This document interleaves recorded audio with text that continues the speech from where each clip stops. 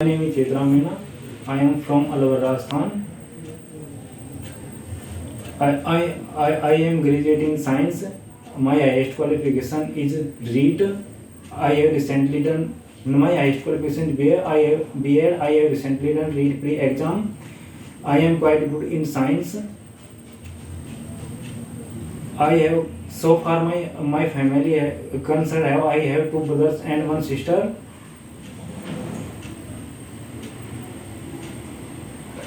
I have couple of hobbies. I am fond of reading books and I love teaching students. That's all about me, sir. Thank you, man. Thank you. Recently कौन से book पढ़ी आपने?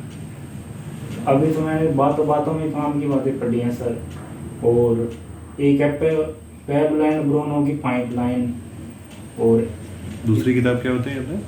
Pablo and ब्रोनो की pipeline sir. Pipeline? हाँ। क्या है इस book में? What is this book all about?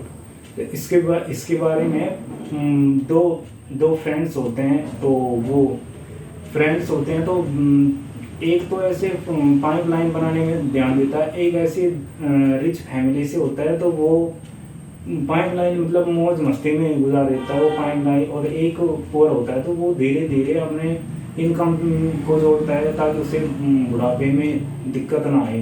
तो धीरे धीरे ऐसे करके एक दिन बहुत बड़ा आदमी बन जाता है। तो what is the learning that you got from the book? इससे तो मैं तो सीख पाऊँ कि हमें धीरे धीरे से हमारी कमियों को दूर करना चाहिए, और हम जैसे पाइपलाइन के थ्रू पानी आता रहेगा वैसे धीरे धीरे हमको हमारी लाइफ में।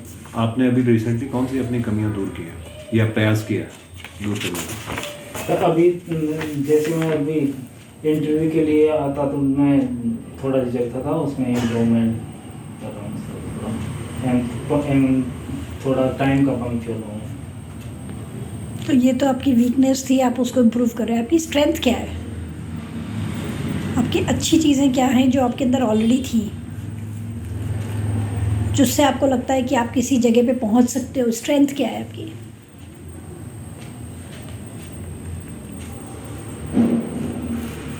तो मैम स्ट्रेंथ तो मेरी क्वालिटीज़ आपकी। हाँ, स्ट्रेंथ तो मेरी मैम यही है, मुझे अच्छा लगता है पढ़ना, अच्छा लगता है और आगे बढ़ना अच्छा है। सॉरी।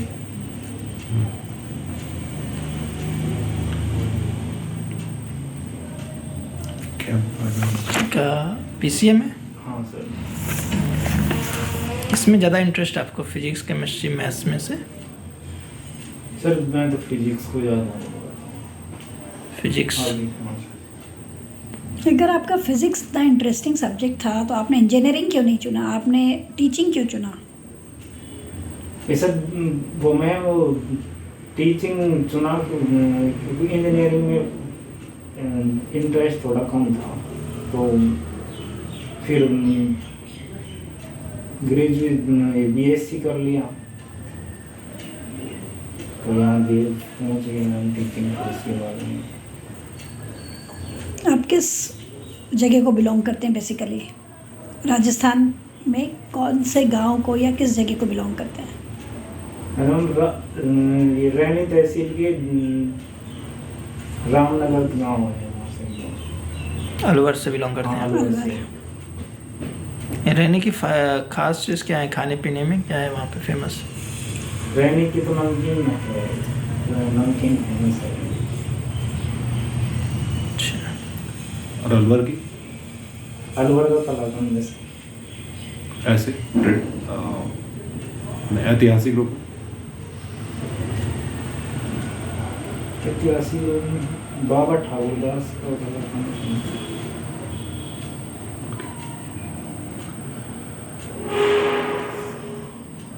फिजिक्स में कौन सा टॉपिक आपने बहुत अच्छे तरीके से तैयार किया है कोई टॉपिक ऐसा जहाँ से क्वेश्चन पूछ सके? अभी तो रिसेंटली तो ये केमिकल रिएक्शन वाला किया है। केमिकल रिएक्शन, इसके अलावा? इसके अलावा acid base and plains, salts. अच्छा। कितने टाइप्स के रिएक्शन होते हैं? 5 टाइप्स ऑफ रिएक्शन। क्या क्या नाम है बताएं? संयोजन अभिक्रिया है, इंग्लिश में बताइए। संयोजन तो सर मैं तो सर ये इसको तो रिकॉल नहीं, एडिशन बोलते हैं, फिर वियोजन अभिक्रिया है, फिर विस्थापन, फिर विस्थापन और रिडॉक्स अभिक्रिया, रिडक्शन। ठीक, आइए बोर्ड पर आइए। उस तरफ उस तरफ रिएक्शन में कैटलिस्ट का क्या काम होता है? सर रिएक्शन में कैटलिस्ट या तो अभिक्रिया के वेग को बढ़ा देता है या घटा देता है। कोई 3-4 कैटलिस्ट के नाम बता सकते हैं? हाँ, ये हेबर प्रक्रम में सर नाइट्रोजन के निर्माण में करते हैं, तो मोलिब्डेनम, सॉरी हाँ मोलिब्डेनम शायद रिकॉल करता हूँ। ठीक है, पढ़ाइए केमिकल रिएक्शन।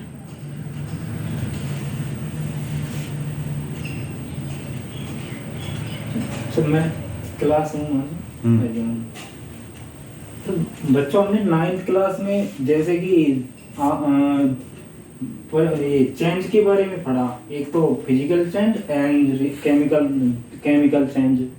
तो बच्चों हमने अब कभी आपने कभी दही खाया होगा, तो आपने दही खाया होगा तो वो दूध से दही कैसे बनना आपने ये सोचा होगा कभी, ठीक है। और हम जैसे कि हम अंगूर का किण्वन करते हैं, हमने किसी को शराब पीते देखा होगा, तो शराब दूध से दही कैसे बनता है? कौन सा बैक्टीरिया काम करता है उसमें दही बनाने में? लैक्टोबैसिलस है, लैक्टोबैसिलस। ठीक है, कंटिन्यू। तब तो आपने सर सॉरी सर वो बच्चों आपने कभी शराब में देखा होगा तो अंगूर के किण्वन से शराब बनती है। ये शराब कैसे बनती है आपने सोचा होगा कभी? दूध से दही बनना, जैसे हमारे आसपास बहुत सारी चीजें हो रही हैं, बहुत सारी केमिकल रिएक्शन होते हैं, वो टू बी कंटिन्यू चल रही हैं। ये तो टू बी कंटिन्यू होती हैं, तो ये कैसे होती हैं आपने सोचा होगा कभी ये? तो आज हम केमिकल रिएक्शन के बारे में ही पढ़ेंगे, जैसे फिजिकल ये भौतिक परिवर्तन और रासायनिक परिवर्तन के बारे में हम 9th क्लास में पढ़ते हैं, तो हम 10th का चैप्टर है केमिकल रिएक्शन, उनके बारे में पढ़ेंगे। तो आपने रिडॉक्स रिएक्शन पढ़ाई है ना? फर्स्ट पहला वाला चूज कीजिए। हाँ, अब पढ़ाइए रिडॉक्स।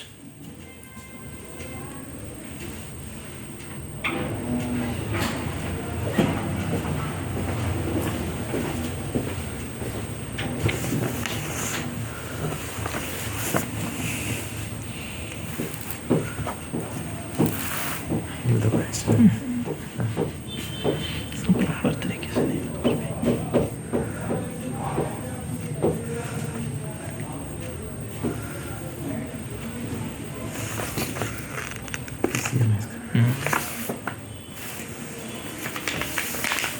रिडॉक्स अभिक्रिया में अपचयन अर्थात रिडक्शन एंड उपचयन दोनों एक साथ होते हैं, तो इसलिए से रिडॉक्स अभिक्रिया अर्थात रिडक्शन, एक तो इस पर रिडक्शन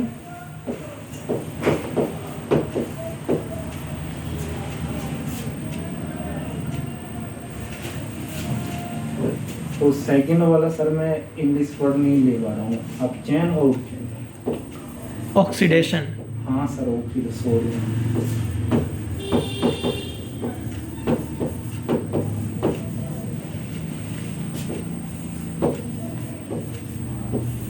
चलिए इक्वेशन आप लिखिए, पढ़ाइए उसको। हिंदी में नहीं लिखना।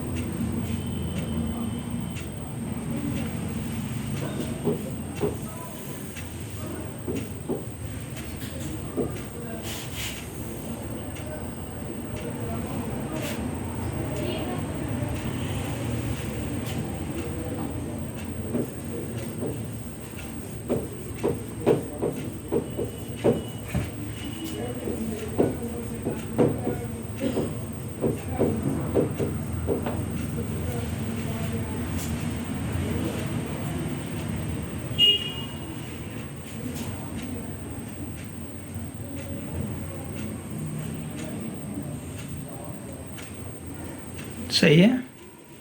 सर ये आपको कितना परसेंट लग रहा है कि सही लिखा है आपने?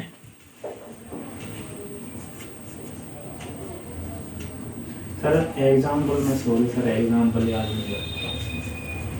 तो रिएक्शन में एग्जाम्पल ये और है क्या? हाँ, फिर ठीक है। केमिस्ट्री में इक्वेशंस होती हैं, उनको बैलेंस करना सिखाना है आपको क्लास 7th के बच्चे को। कैसे सिखाएंगे? मैम उसके रूल्स हैं तो मैं रूल्स थोड़ा यहाँ लिख के बता सकता हूँ। क्या रूल्स हैं बताइए। रिएक्शन को संतुलित करने के सर 5 रूल्स हैं। उसमें बोल दिए थे। जैसे मैम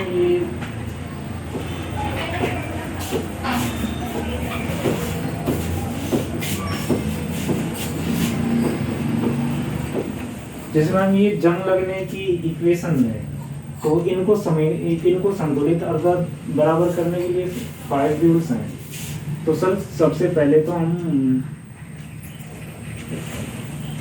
इन पे बॉक्स बना लेंगे सबसे पहले तो सर।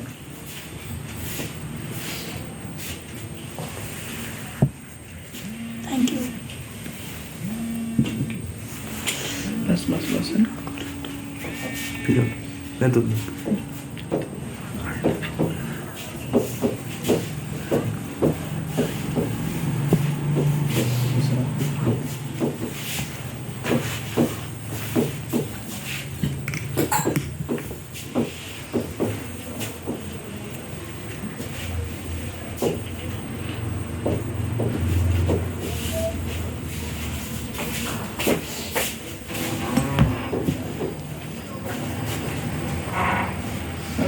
सेकेंड रूल ये है इनको किसी एलिमेंट्स हैं उनको अलग अलग लिखे।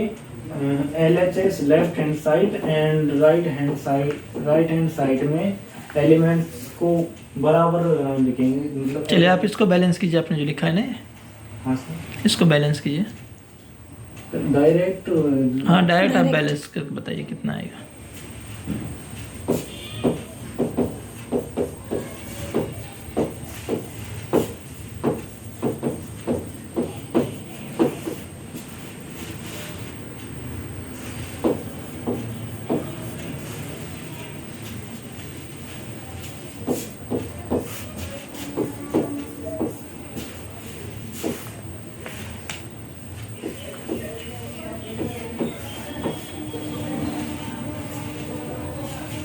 ठीक है। मैथ्स में क्या तैयार किया आपने? सर मैथ में तो अभी तो मैं रिसेंटली तो ट्रिग्नोमेट्री में सारी पाइथागोरस प्रमेय एरियाज एंड वॉल्यूम्स नहीं पढ़ा? पढ़ा है। क्या होता है वॉल्यूम, कैसे डिफाइन करेंगे, कैसे बच्चों को आप बताएंगे वॉल्यूम क्या चीज़ है? सर वॉल्यूम जैसे ये रूम है तो सर इसमें हम कोई भी चीज जैसे हवा भरी हुई है इसमें तो इसको वॉल्यूम बोलेंगे। वॉल्यूम की यूनिट क्या होती है? Metre cube sir. और दूसरा यूनिट? सेंटीमीटर दूसरा यूनिट?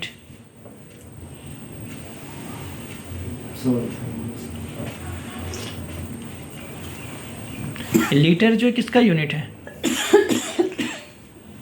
लीटर तो सर कोई द्रव्यमान लिक्विड मापते हैं तो उसके लिए। अच्छा, तो वॉल्यूम का नहीं है? हाँ सर है ना।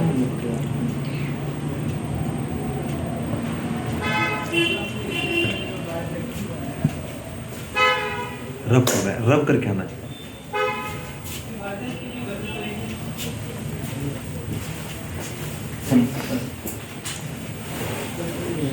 अभी किस अमेरिका ने अटैक किया है कंट्री पे, क्या नाम है इसका?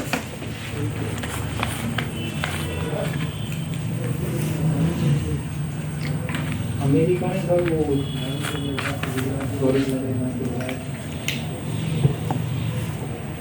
अभी राजस्थान के चीफ मिनिस्टर कौन है? श्री भजनलाल शर्मा। इससे पहले कौन थे? श्री अशोक गहलोत जी। इसके लिए सोचना पड़ेगा। वो सर एकदम से हो जाता है। आपकी नज़र में विश्व में इतना सारा युद्ध क्यों हो रहा है, क्या कारण हो सकता है?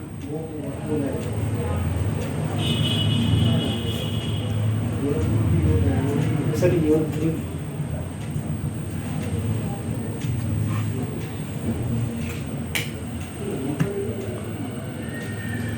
सर वॉर हो रहा है क्योंकि सर इसमें एक ये शहर आपूर्ति को हम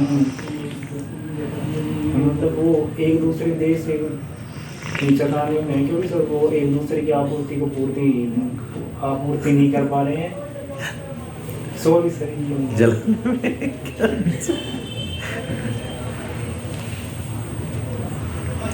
अच्छा, ये आपको पता है भारत का स्टैंड क्या है इन सभी युद्ध में?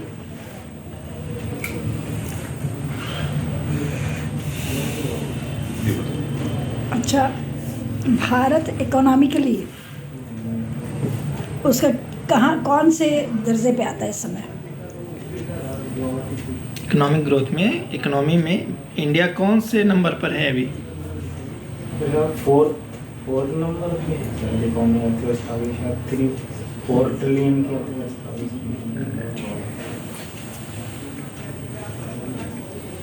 अभी रिसेंटली उसने किस कंट्री को ओवरटेक किया है?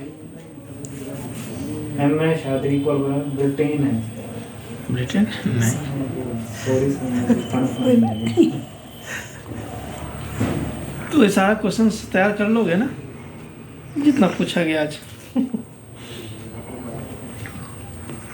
आप अखबार पढ़ते हो रोज? नहीं पढ़ते। क्यों नहीं पढ़ते हो? क्लास में कितनी बार बोला है न्यूज़पेपर न्यूज़पेपर न्यूज़पेपर।